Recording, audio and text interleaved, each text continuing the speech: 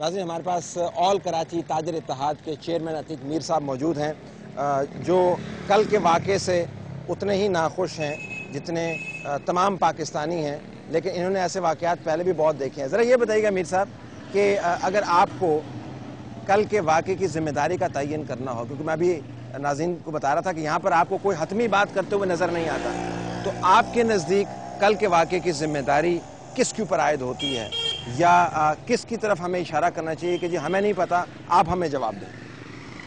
چند سال قبل ایسے ہی حالات تھے اور آپ کا یہی سوال تھا، میں وہی جواب آپ کو ریپیٹ کرنا چاہوں گا کہ جو اون کرتا ہے شہر کو، جو ذمہ دار ہے اس صوبے کی گورننس کا، وہ ذمہ دار ہے عام شہریوں اور تاجروں کی سیکورٹی کا، وہ ہے حکومت سندھ۔ اور حکومت سندھ کے وجود کا یہ عالم ہے کہ اتنے بڑے بڑے مسائل کے باوجود، اتنی شورشوں کے باوجود وزیر داخلہ تک اس صوبے میں موجود نہیں ہے۔ وزیر اعلیٰ سندھ کا جو کردار ہے وہ اس پر میں کیا بات کروں۔ اس کے بعد وہ ادارے جو سیکورٹی کے ذمہ دار ہیں، ان اداروں کا یہ عالم ہے کہ انہیں کوئی خاطر میں نہیں لاتا، وہ خود ہماری طرح مسائل سے دوچار ہیں، اور جتنے تحفظات ہمیں اپنی جان و مال کے ہیں اتنے ہی ان سیکورٹی کے اہلکاروں کے اور ذمہ داروں کو ہیں۔ تو ایسی صورت میں سوائے خدا کی ذات کے ہمارا کوئی پرسان حال نہیں ہے۔ ہم تو خس و خاشاک کی طرح ہیں، جو ریلی کی شکل میں آئے، احتجاجی جلوس کی شکل میں آئے، ہماری املاک جلا دے، ہماری جان وہ لے لے، یہ اس کی مرضی ہے، وہ ہمارے ساتھ کیا کرے۔ یعنی ایک ایسے جنگل کی آپ تصویر پیش کر رہے ہیں جس میں جنگل کا اپنا قانون بھی نہیں ہے، صرف جنگل ہے۔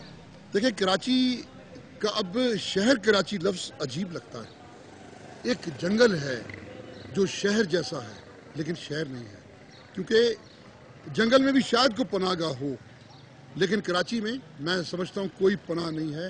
دیکھیے حکومتی ذمہ داران کا یہ عالم ہے کہ کوئی لٹ جائے، کوئی کل اتنی لاشیں تڑپتی رہیں، کوئی حکومتی ذمہ دار دو لفظ پرسے کے یا ان کی تسلی کے کہیں سے نہیں کہے گئے، بلکہ مذمتی بیانات ہی آتے رہے۔ تو ایسے حالات میں ہم کس کو پکاریں؟ میں اسی لیے کہتا ہوں کہ ہم ایک ایسے شہر میں ہیں جس کا کوئی والی وارث نہیں ہے۔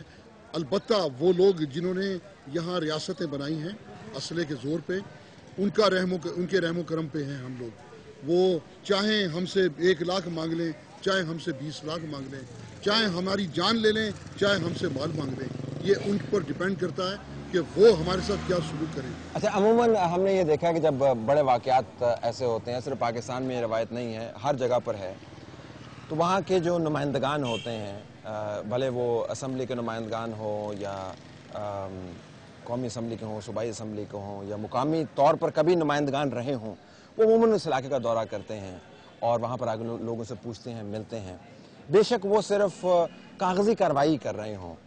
یہاں پر اس قسم کی کوئی صورتحال نظر آئی؟ کوئی آیا، کسی نے پوچھا آپ سے کہ جی کیا ہو رہا ہے؟ لوگوں سے کہا کہ یار ہمارے ہاتھ بندھے ہوئے، ہم کچھ کر نہیں سکتے، ایسا کچھ ہوا؟ کل ہم نے ٹیلی ویژنز پر یہ خبر چلائی تھی، ٹکرز بھی چلتے رہے تمام چینلز پہ، کہ اگر امن و امان کی صورتحال میں بہتری ہو اور ہمیں سیکورٹی ادارے یقین دہانی کروا دیں کہ وہ مارکیٹوں کو امن دے دیں گے اور کسی بھی شرنگیزی سے محفوظ رکھیں گے، تو مارکیٹیں کھلوا دیں گے۔ دیگر صورت میں خوف ہے اور لوگ تجارت پہ نہیں آئیں گے۔ ہمیں ایک بھی فون نہیں آیا جس میں یہ کہا گیا کہ ہم یہاں رینجرز کی گاڑیاں لگوا دیں گے، ہم یہاں پولیس کی گاڑیاں لگوا دیں گے۔ میں نے آپ سے کہا نا کہ کوئی سوچتا ہی نہیں ہے، اوپر کی سطح پہ کسی کی سوچ میں نہیں ہے کہ امن لانا ہے۔ اس سے میں یہ سوچتا ہوں، یا مجھ جیسے لوگ یہ سوچتے ہیں، شاید ان کے مفاد میں ہے کہ یہ بدامنی رہے۔ لہٰذا یہ کیا ہونے جا رہا ہے، اس کے پیچھے کوئی خفیہ ایجنسیاں، کوئی چھپا ہوا دشمن نہیں ہے کہ ہم کہیں یہ غیر ملکی ایجنٹ ہیں جنہوں نے شہر کو تہس نہس کر دیا۔ مجرم بے نقاب ہے، سامنے ہے، اس کی تمام تر کارروائیاں وہ کھلی ہیں۔ اچھا، یہ بتائیے گا کہ لوگ یہ بھی جاننا چاہیں گے، کراچی کے اندر سے اتنی بری خبریں آتی رہی ہیں، بڑے پیمانے پر واقعات ہوتے رہے ہیں، اور یہ عام قسم کے جرائم پیشہ لوگ نہیں ہیں، یہ جس طرح آپ نے کہا منظم گروہ ہیں جنہوں نے قبضہ کر لیا ہے شہر کے اوپر، تو کل کے واقعے کو اتنی اہمیت کیوں دیں؟ دیکھیں کراچی میں جب بھی کبھی اس کا کھلے عام موت کا رقص ہوگا میڈیا اس کو اہمیت دے گی اور دینی چاہیے تو یقیناً شور تو ہوگا. ٹھیک. تو اسی لحاظ سے میں سمجھتا ہوں اس کو اہمیت دینی چاہیے اس وقت تک جب تک کہ کراچی کی شرپسندی کو، کراچی کی بدامنی کو حکومت اہمیت نہ دے تو ایسے واقعات کو اجاگر کرنا چاہیے. دیکھیے طلعت صاحب، ایک عام سی بات ہے کہ ہم جب کنکریاں شیطان کو مار رہے ہوتے ہیں حج کے موقع پر تو ہمیں یقین ہوتا ہے اس کا ایک اجر ہے. یہ کیسے پتھر ہیں جنہیں ہم پکارتے ہیں، جن کے سامنے گڑ گڑاتے ہیں، جن کے سامنے احتجاج کرتے ہیں اور وہ متوجہ نہیں ہوتے؟ یہ کیسے پتھر ہیں؟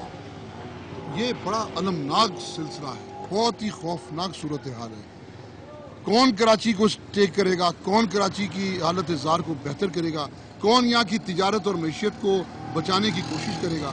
کون اس ملک کے جو ترقیاتی اہداف ہیں ان کے لیے کراچی کو بہتر خوشحالی کی جانب کرے گا؟